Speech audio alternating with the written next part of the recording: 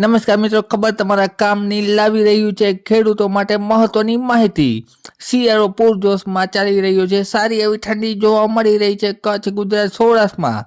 ત્યારે મોટા આગાહીકારો દ્વારા આવતા ચોમાસાને લઈને મોટી અને સચોટ આગાહી કરવામાં આવી છે, જે અમે ચેનલના માધ્યમથી પ્રસ્તુત કરી રહ્યા છીએ। સંપૂર્ણ માહિતી જાણવા માટે વિડીયો પૂરો જોવા વિનંતી।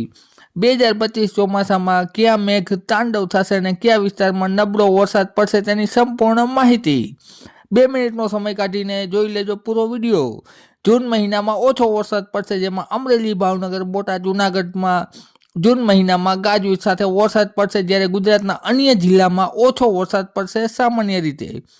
જુલાઈમાં વરસાદ ધોલાઈ કરી નાખશે, જેમાં આખા ગુજરાતમાં જોરદાર વરસાદ પડશે। ખાસ કરીને દ્વારકા, પોરબંદર, જૂનાગઢ, જામનગર, ગીર સોમનાથમાં અતિ ભારે વરસાદ પડશે, જ્યારે બનાસકાંઠા, સાબરકાંઠા, અમદાવાદ, પાટણ, દાહોદ, અરવલ્લીમાં ઓછો વરસાદ પડશે જુલાઈ મહિનામાં। હવે વાત કરીએ ઓગસ્ટ મહિનામાં વરસાદની ખેંચ આવશે, પણ ઓગસ્ટના છેલ્લા દિવસોમાં ઉત્તર ગુજરાત, મધ્ય ગુજરાત અને દક્ષિણ ગુજરાતના તમામ જિલ્લામાં સારો એવો વરસાદ પડશે, જ્યારે સૌરાષ્ટ્ર અને કચ્છમાં પણ ઓછો વરસાદ પડશે। તેમાં પણ દ્વારકા, પોરબંદર, જામનગર, માંડવી, ભુજમાં ઓછો વરસાદ પડશે ઓગસ્ટ મહિનામાં।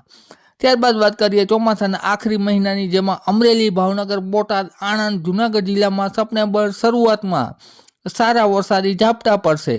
15 સપ્ટેમ્બર બાદ ફરી વાતાવરણ જામશે, જેમાં જામનગર, દ્વારકા, ભાવનગર, પોરબંદર, રાજકોટ, કચ્છમાં મંડાણી વરસાદ સારો એવો પડશે। સપ્ટેમ્બર અંતમાં બંગાળની ખાડીની સિસ્ટમ સાર્વત્રિક વરસાદ આપશે। મોટા સમાચાર, ખૂબ સારા સમાચાર, ગયા વર્ષની જેમ અતિવૃષ્ટિ નહીં જોવા મળે 2025 ચોમાસામાં। શેર કરી દેજો વિડીયો। આભાર।